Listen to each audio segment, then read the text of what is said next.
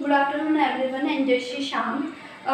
तो today we will discuss about mental disorder, जिसका हम DSM-4 हम यहाँ पे पढ़ेंगे। जैसे कि हमने प्रीवियस वीडियो में हमने ICD-10 की बात की थी, अब हम बात करेंगे DSM-4, जो कि इसका सेकंड क्लासिफिकेशन होता है मेंटल डिसऑर्डर्स का।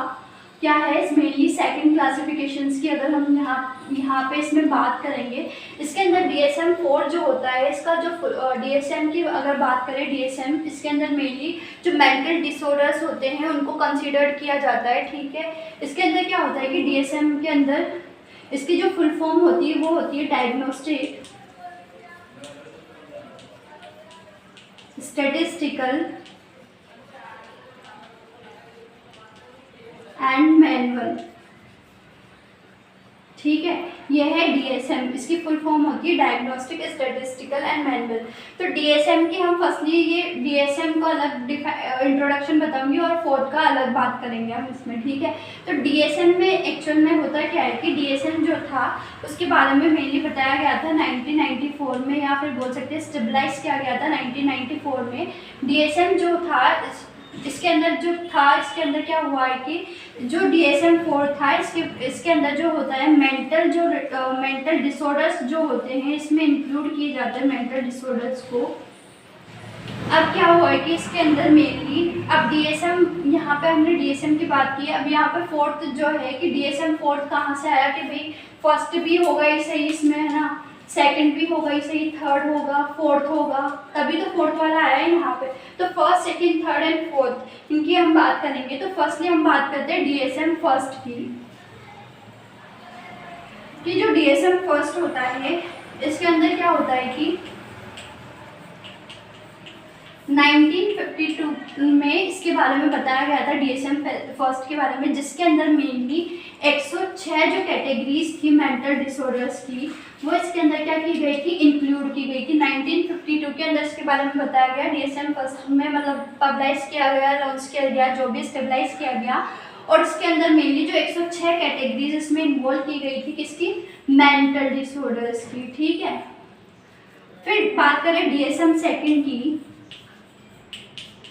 तो 1968 के अंदर इसको बताया गया या स्टेबलाइज किया गया जो भी है वो, इसके अंदर क्या होता है कि 182 जो कैटेगरीज थी किसकी, मेंटल डिसऑर्डर्स की, वो इसके अंदर इन्वॉल्व की गई, वो इसमें रखा गया कि 1952 में तो 106 कैटेगरीज रखी गई थी मेंटल डिसऑर्डर की, यानी 106 कैटेगरीज के बारे में भी बताया गया था 1952 के अंदर।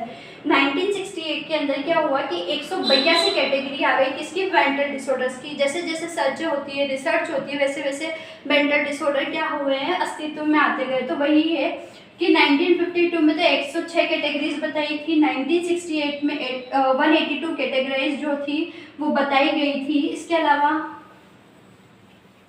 जो कैटेगरीज थर्ड थी वो मेनली जो बताया गया था 1980 के अंदर इसको कैटेगराइज किया गया था, जिसके अंदर मेनली 1918 के अंदर मेंटल डिसऑर्डर्स को बताया गया था। लेकिन जो मेंटल डिसऑर्डर्स थे उसको क्या किया गया, रिप्लेस कर गया, रिन्यू किया गया, मतलब वापस इसमें कुछ ना कुछ सर्च करके उसको 1987 के अंदर, 80 के अंदर भी किया था, लेकिन 80 के अंदर कैटेगरीज को डिवाइडेशन नहीं किया गया, कैटेगरीज के बारे में नहीं बताया गया, और वापस से इसे रिन्यू करके 1987 में इसके अंदर जो था मेनली 292 कैटेगरीज जो थी मेंटल डिसऑर्डर्स की, उनके बारे में इसके अंदर बताया गया था कि जो 292 कैटेगरीज थी जो मेंटल डिसऑर्डर्स की उसमें बताया गया 1987 के अंदर। ठीक है, फिर DSM-4 की अगर हम बात करें तो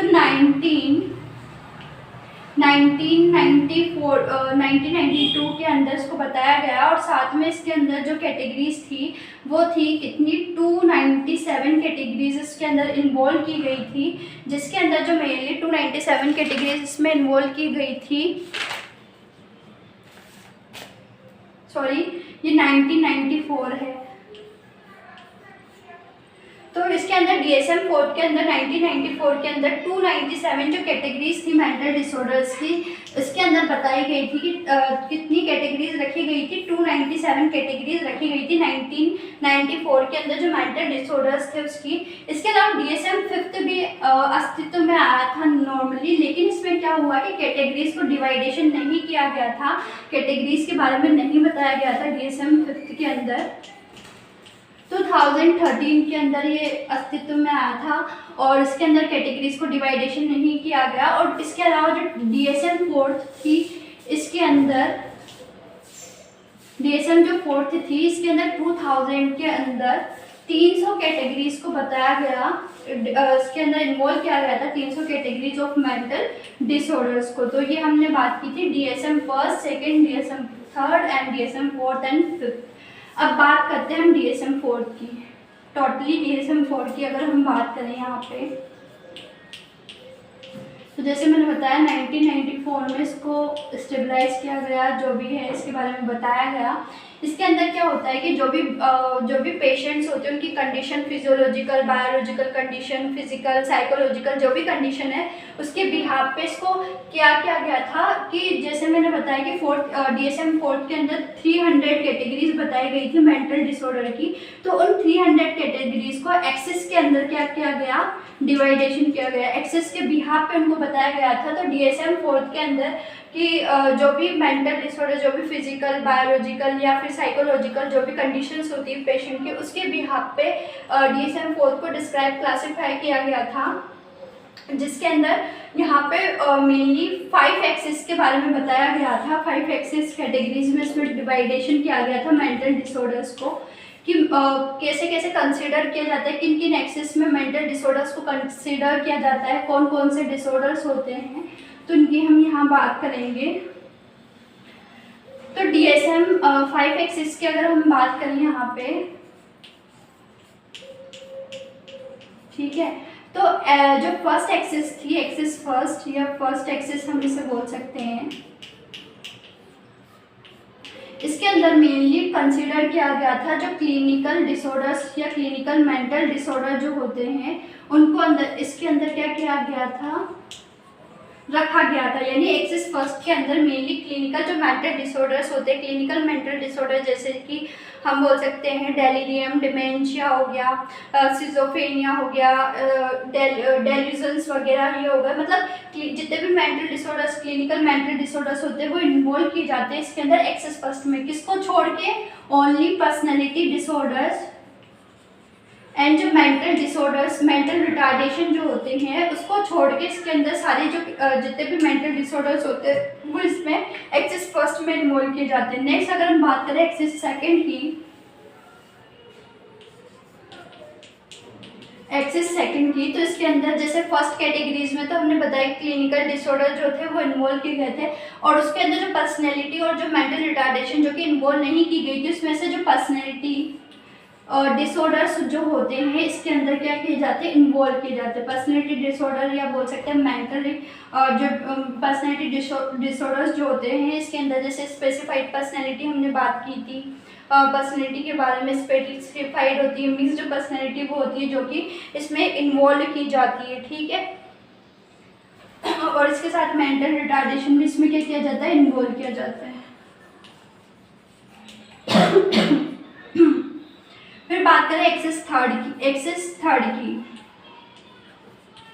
जो एक्सेस थर्ड होता है इसमें क्या होता है, फिजिकल जो डिसऑर्डर्स होते हैं, फिजिकल कंडीशन से रिगार्डिंग या फिजिकल जो कंडीशन होती है पेशेंट की, उसके बिहाफ पे जो उसकी मेंटल डिसऑर्डर या जो कंडीशन उसको राइज होती है उसको एक्सेस थर्ड में रखा जाता है। जैसे कि जुवेनाइल डेलिकेंसी हो गई, हाइपरटेंशन डिसऑर्डर्स वगैरह ये हो गए, इसमें एक्सेस थर्ड में रखा जाता है, ठीक है। फिर एक्सेस फोर्थ की अगर हम बात करें तो इसके अंदर मेनली जो सोशल एंड एनवायरमेंटल जो भी प्रॉब्लम्स होती है या कंडीशंस होती है वो इसके अंदर इंक्लूड की जाती है। एनवायरमेंटल प्रॉब्लम्स हम बोल सकते हैं सोशल एंड एनवायरमेंटल, जैसे कि पोवर्टी हो गई, इकोनॉमिक कंडीशन वगैरह ये सब इसके अंदर इन्वॉल्व की जाती है। मतलब एनवायरमेंट से रिगार्डिंग, सोसाइटी से रिगार्डिंग जो भी इसको प्रॉब्लम्स आ रही है वो कंसिडर की जाती है एक्सेस फोर्थ के अंदर। एक्सेस फिफ्थ की अगर हम बात करें एक्सिस 5 की, तो इसके अंदर जो ग्लोबल कंडीशन होती है वो इसमें अराइज की जाती है। इसके अंदर जैसे कि जो भी पास्ट 1 ईयर के अंदर जो भी नई डिजीजेस या जो भी प्रॉब्लम कंडीशन जो भी पेशेंट को अराइज हो रही है उसको इसमें क्या किया जाता है, इन्वॉल्व किया जाता है। तो ये है मेनली DSM 4 जिसकी हमने यहाँ पे बात की है, जो कि मेंटल डिसऑर्डर्स का एक क्लासिफिकेशन का टाइप होता है, जिसके अंदर डायग्नोस्टिक्स स्टैटिस्टिकल जो मैनुअल होता है, यहाँ पे जितने भी मेंटल डिसऑर्डर्स होते हैं उनको क्या किया गया है, कैटेगरीज या फिर बोल सकते हैं एक्सेस के बिहाफ पे उनके डिसऑर्डर जो भी उनकी उसके बिहाफ पे उनको अलग अलग एक्सेस में रखा गया है। जिसमें फर्स्ट में हमने रखा कि जो भी क्लिनिकल डिसऑर्डर्स होते हैं उनको उसमें इन्वॉल्व किया जाता है पर्सनैलिटी और मेंटल रिटार्डेशन को छोड़ के। एक्सेस सेकेंड में अपन पर्सनैलिटी और मेंटल रिटार्डेशन को इन्वॉल्व करते हैं, मतलब फर्स्ट एक्सेस फर्स्ट और एक्सेस सेकेंड ही, मतलब अधिकतर जो डिसऑर्डर्स होते हैं मेंटल डिसऑर्डर इनके अंदर कंसिडर, और बाकी जो बाद में है जैसे फिजिकल जो कि थर्ड में आता है, फिजिकल डिसऑर्डर से रिलेटेड। इसके अलावा सोशल एंड एनवायरनमेंट से जो कि फोर्थ के अंदर होता है। फिफ्थ में ग्लोबल जो कि न्यू जो भी पास्ट यानी 1 साल के अंतर्गत जो भी नई डिजीजेज या जो भी कंडीशन अराइज हो रही है वो एक्सेस फिफ्थ में रखा जाता है। तो that is classification of mental disorder. First हमने ICD-10 की प्रीवियस वीडियो में हमने बात कर ली थी, ये था DSM 4। और अगर इसमें किसी को फिर भी अगर क्योंकि थोड़ा सा कंफ्यूज वाला, अगर फिर भी किसी को डाउट हो तो प्लीज़ अपने जो भी डाउट है क्वेरी है मुझसे शेयर करें। धन्यवाद।